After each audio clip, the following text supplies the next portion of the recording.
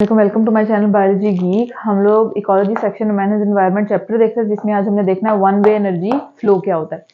अच्छा जी, हम कहते हैं कि हमारे पास जो एनर्जी का पैसेज है, जिस पाथवे को, जिस रूट को फॉलो करते हुए एनर्जी फ्लो करती है इकोसिस्टम में, उसको हम कहते हैं वो वन वे डायरेक्शन में फ्लो करती है। इस पूरे प्रोसेस को, उस पाथवे को जो वन वे डायरेक्शन में एनर्जी इकोसिस्टम में फ्लो कर रही होती है, उसको हम क्या कहते हैं? एनर्जी फ्लो कहते हैं।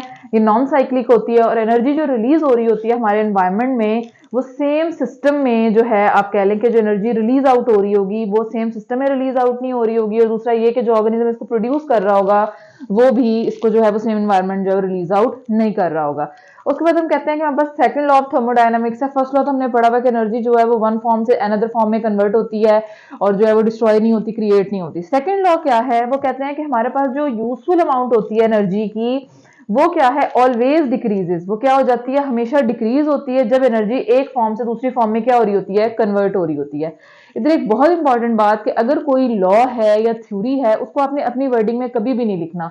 जैसे स्टेटमेंट दी हुई होती है, लॉ की स्टेटमेंट हमेशा ऐसे लिखी जाती है। जैसे मैंने आपको मेंडल्स के लॉ पढ़ाया तो मैंने उसमें कहा कि आपने लॉ की स्टेटमेंट को चेंज खुद से नहीं करना। इसी तरह से सेम इसी में कि अमाउंट ऑफ यूजफुल एनर्जी, जो यूजफुल एनर्जी, इस स्टेटमेंट को अब आगे हम ये सारा एक्सप्लेन करेंगे, वो यूजफुल अमाउंट ऑफ एनर्जी हमेशा क्या हो रही होती है? डिक्रीज हो रही होती है जब वो वन फॉर्म से क्या हो रही होगी? सेकंड फॉर्म ऑफ एनर्जी में क्या हो रही होगी? कन्वर्ट हो रही होगी। यानी कि सोलर एनर्जी का किसमें कन्वर्ट होना? केमिकल एनर्जी में, फिर उस केमिकल एनर्जी का ऑर्गेनिक में, फिर फर्दर ऑर्गेनिक में, फिर फर्दर उसको आप कह लें कि एनवायरनमेंट से रेडिकेट कर दिया जाता है with the help of excretion, death, decomposers, कोएंजर्स। ये सारी चीजें जो है वो हम आज की क्लास में डिस्कस करेंगे।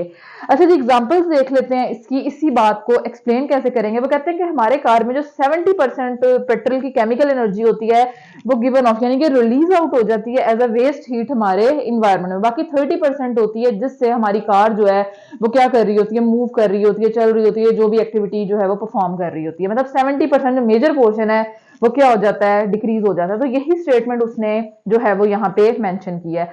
वो कहता है कि जो बेसिक कॉन्सेप्ट है थर्मोडायनामिक्स का, वो यही है कि energy use is never completely efficient. यानी कि हम ये नहीं कह सकते कि 100% एनर्जी है तो वो 100% पॉजिटिव वे में यूज होगी। हम कहते हैं कि जो एनर्जी ट्रांसफर होती है वन ट्रॉफिक लेवल से एंड अदर ट्रॉफिक लेवल में, वो हमेशा क्या होगी? इनएफिशिएंट होगी। यानी कि सबसे मैक्सिमम एनर्जी प्रोड्यूसर्स में, उससे कम प्राइमरी कंज्यूमर, फिर सेकेंडरी, फिर टर्शरी, तो quaternary, and the last one is the decomposer. तो वो कहते हैं कि जो ट्रांसफर होता है एनर्जी का one level to the other trophic level, वो क्या होता है? इनएफिशिएंट होता है। और हमारी जो एनर्जी होती है वो कंप्लीटली एफिशिएंट वे में जो है हम यूज नहीं कर रहे होते। अब इसको थोड़ा सा एग्जाम्पल की हेल्प से कोट कर लेते हैं। एग्जाम्पल की हेल्प से इसको अंडरस्टैंड करने की कोशिश करते हैं, ताकि जो है आप लोगों का ये कॉन्सेप्ट जो है सेकंड लॉ ऑफ थर्मोडायनामिक्स का और ये जो दो स्टेटमेंट्स मैंने किए हैं बिल्कुल क्या हो जाए? क्लियर हो जाए। ओके जी, हम सब जानते हैं कि जो सबसे पहले हैं वो प्लांट्स हैं जो कि प्रोड्यूसर्स हैं, जो क्या कर रहे होते हैं? सन से सोलर एनर्जी को लेके with the help of photosynthesis convert कर रहे होते हैं उसको किस में? केमिकल एनर्जी में। अब वो कहते हैं कि प्लांट्स ने सोलर एनर्जी ली, हमारे सोलर एनर्जी सन से ली, उसको फोटोसिंथेसिस करके थ्रू केमिकल एनर्जी में कन्वर्ट किया। अब उसने फॉर एग्जांपल अगर 1% एनर्जी ली है सन से, तो उसका बिल्कुल माइनर सा, जैसे मैंने यहाँ एग्जांपल दी कि 70% वेस्ट है, ओनली 30% यूजफुल है। तो वो कहता है कि जो प्लांट ने केमिकल एनर्जी में कन्वर्ट किया फोटोसिंथेसिस के प्रोसेस से, अब वो अपने आप को पहले क्या करेगा? जो उसकी रिक्वायरमेंट्स हैं, जो उसकी नीड्स हैं, उनको फिलफिल करेगा, कुछ अपने लिए स्टोर करेगा ताकि उसको आगे जाके उसका फायदा हो, और जो एक्स्ट्रा होगी उसको क्या कर देगा? रिलीज आउट कर देगा, या वो आगे जो भी उसका नेक्स्ट ट्रॉफिक लेवल है, या जो भी हर्बीवोर्स उसको ले रहे हैं, या कार्निवोर्स ले रहे हैं, या ओमनीवोर्स ले रहे हैं, डिकम्पोजर, उसमें क्या करता जाएगा? अकॉर्डिंगली शिफ्ट करता जाएगा। हम कहते हैं कि प्लांट्स जो है वो क्या है? प्रोड्यूसर्स हैं। सोलर एनर्जी को केमिकल एनर्जी में कन्वर्ट करते हैं with the help of photosynthesis. जो एनर्जी आती है उसको फूड, अपनी फूड बनाते हैं, ग्रोथ में करते हैं। सेलुलोज जो कि हाईली अनडाइजेस्टेबल है, वो डाइजेस्ट हर एनिमल जो है वो नहीं कर पाता, तो वो ऑब्वियसली ये क्या है कि वो एनर्जी जो है वो वेस्ट हो रही है। तो इस तरह से फिर आगे अगर इन प्लांट्स को कैटरपिलर खाता है जो कि प्राइमरी कंज्यूमर है, अगर इनको खा लेता है तो जो उसकी एनर्जी थी वो टोटल इसमें शिफ्ट नहीं हुई, उसका स्मॉल अमाउंट जो है इसमें शिफ्ट हुआ। अब कैटरपिलर जैसे सेलुलोज को डाइजेस्ट नहीं कर सकता, तो ये कंप्लीटली क्या है? वेस्ट है। प्लांट ने जो फूड अपनी यूज कर लिया है अपनी ग्रोथ के लिए, या आप कह लें कि अपने आप को अपनी जो उसकी रिक्वायरमेंट है उसको फुलफिल करके जो एक्स्ट्रा उसको उसने स्टोर किया है और जो मेजर है उसको उसने क्या कर दिया है? एक्सक्रीट आउट कर दिया, अपने स्ट्रक्चरल ऑर्गन्स वगैरह बना लिया। अब कैटरपिलर ने इसको लिया, कैटरपिलर क्या करेगा? स्मॉल अमाउंट ही कंज्यूम करेगा जो कि इसमें ऑलरेडी स्मॉल ही रहेगी थी। तो वो क्या करेगा, अभी कैटरपिलर भी फर्दर क्रॉलिंग में, मूवमेंट में, इसका जो स्केलेटन भी आपको पता है काइटन से बना हुआ होता है, वो भी अनडाइजेस्टेबल है, उसमें क्या कर लेगा यूज। अब ये तो हमारा क्या हो गया, वेस्ट हो गया। अब क्रॉलिंग और मूवमेंट की उसकी लाइफ एक्टिविटी है, प्रोडक्शन है, आगे उसने आप कह लेंगे ट्रेवल करना है, खाना ढूंढना है, खाना, ये सब चीजें क्या है, उसकी लाइफ एक्टिविटीज हैं जिसमें उसको एनर्जी चाहिए। और वो एनर्जी कौन सी यूज करेगा, जो उसने यहां से क्या ली है।